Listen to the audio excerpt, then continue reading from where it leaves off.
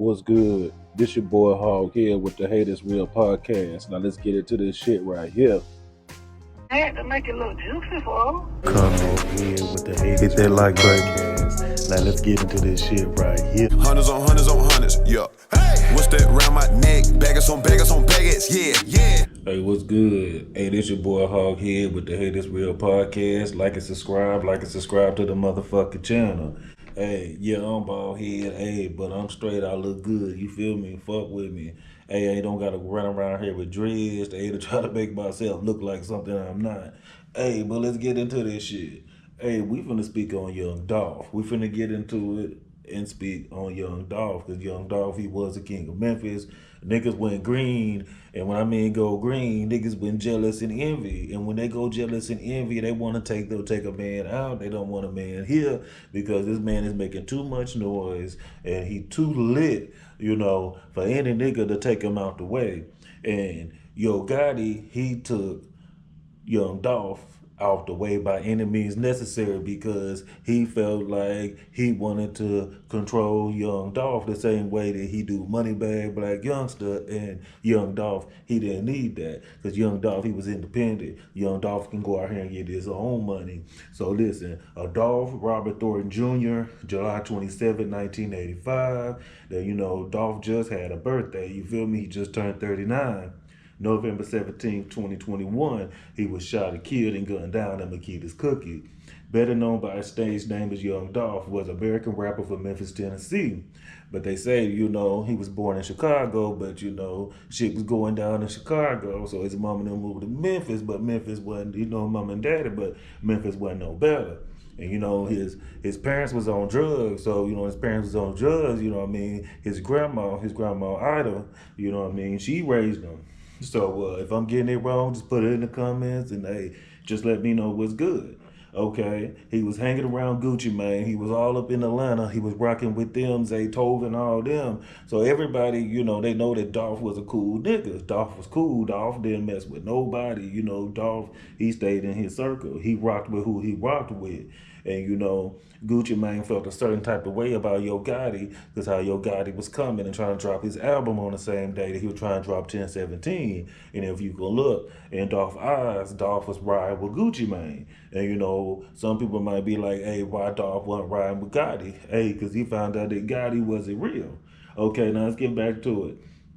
OT Genius 2015 single, Cut It, which peaked within the top 40 on the Billboard Hot 100. So he got a guest appearance on the OT Genius Cut It in 2015, Young Dolph. But Young Dolph was already making noise, you feel me? People used to throw his CDs away, They wouldn't bump them until later on, You know how they ride that bandwagon like, you are not alone, you hear me? Okay, the following year, he released his debut studio album called The King of Memphis in 2016, which peaked at a number 49 on the Billboard 200. His fifth album, Rich Slave 2020, peaked at number 4 on the chart. Young Dolph founded the independent label Paper Route Empire. So when he started getting Paper Route Empire, that's how you got your Key Glocks, you got your Moochie grapes, you got your Kenny Money, you got, so on. So earlier in life, Dolph Robert Thornton Jr. was born July 27, 1985 in Chicago, Illinois. I was born in 85. When he was 2 years old, his mama moved to Memphis, Tennessee. He had 2 sisters and 2 brothers. He and Chicago rapper Juice WRLD were second cousins. Okay. Thornton was mostly raised by his grandmother, Ida Mae. His parents experienced addictions to crack cocaine as a child. He would only see them every few weeks. Damn. So when he seen his family, he seen his mom and daddy, because he being raised up by his grandma Ida Mae. And she was up in age, but hey, grandmas back in the day, hey, they didn't play. They raised kids, you feel me? Thornton said that the community he was born, that he was from, in South Memphis, many of his peers were raised by their grandmothers due to the issues experienced by their parents. So there's a lot of drugs and shit all in the streets, all outside, because their parents was outside, but they was involved in drugs, and it ain't hard to be, a hustler, and then you get to selling drugs. So it said he described initially recognizing his grandmother as the meanest motherfucker in the world. And you know, back in the day, hey, grandmas was mean to the motherfucker, but hey, that was that tough love.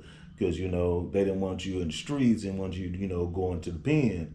It's a explaining I didn't get that shit at that time. All the shit she was telling you, you get to see that shit when you hit about 15, saying that when he approached the age, he began utilizing his teachings throughout his life to be more independent. As a teenager, Thornton attended Hamilton High School, being a barber on the side from ages 12 to 15. So he was hustling young, cutting hair and everything. From ages 16 to 17 onward, he turned to the streets for a means of income. And usually we all hit the streets, hit the ghetto, ratchet, you know what I mean? Hey, but you gotta grow out of it or learn. He recollected about the only time his grandmother caught him saying, "Grandma was right there. I'm trying to stuff all this shit in my pants, but I got on shorts." She just started yelling and screaming. She's the only person I cared about what she said, what she think about me. His grandmother often did not allow Thornton to have friends visit their home, but on occasions let homeless friends stay with the family. On March 5th, 2008, Thornton's grandma died after a prolonged battle with lung cancer. So that let you know that, hey, his grandmother was there for majority of his life. And when his career took off, you know, she passed away. And, you know, he wanted her to see all that, but she did see all that because she was looking down, smiling down and happy for him. But, you know, everybody ain't happy for you. And Yo Gotti, he became a problem. Yo Gotti and Black Youngster, Moneybagg Yo looked out for Young Dolph looked out for Moneybagg Yo and put Moneybagg Yo on the track. And, you know, Moneybagg Yo said, you know, I need a plug. And Young Dolph was the plug. He was the plug to put you on. And if you notice, Glorilla, she ain't 100. She ratchet as hell, too. She ain't a real bitch. I don't even bump her in my car at all for the simple fact because you was rocking with Dolph. You was down with Dolph. Hey, you don't switch up. You don't switch up. So Dolph is an op to you now? So, man, let's get into this shit about all this bullshit that's been going on. Because you got Hernandez Govan, you got Straight Job, you got Cornelius Smith, hey, the Johnson brothers, half and half brothers, whatever the fuck. Hey, nobody's being charged now. What's going on with the trial? They said the trial gonna be in September. So we trying to see what the hell gonna go on because Dolph been dead for a couple of years. And since he been dead for a couple of years, I wanna know what's gonna go on at courtroom. And anyways, if it's justice, yeah, we like street justice, but you gotta think about his daughter. You think about his son, Trey. You know what I mean? Hey, get justice for them. You know, his spouse, she hurt. You know, his birthday come around, when the holidays come around, you know they hurt because Dolph ain't around. And you know, it's sad when Yo Gotti, we all used to rock with him. We all used to play his music. And at the end of the day, Yo Gotti, he turned out to be a whole ass nigga. I'm talking about a straight whole ass nigga. You mad because this nigga getting bread and he didn't need to sell his soul to this company, that company. He got his own goddamn bread. And if he fucked with Empire, he had to deal with Empire that he still was independent. You didn't like that shit. You didn't want that shit for that man. You was mad because you thought you was the king of Memphis, and this man, Young Dolph, just come out of just nowhere. Young Dolph is the king of Memphis. You seen what they did when he passed away? What they do? They put that sign up. They put that sign up and named it after him. So that Paper Route Empire, that shit runs deep. And you know what? That shit just don't run deep in the United States. That shit run deep all over the United States. You know what I mean? All over Paris, all over the United Kingdom, all over Europe. Because you know what? They rocked with Dolph.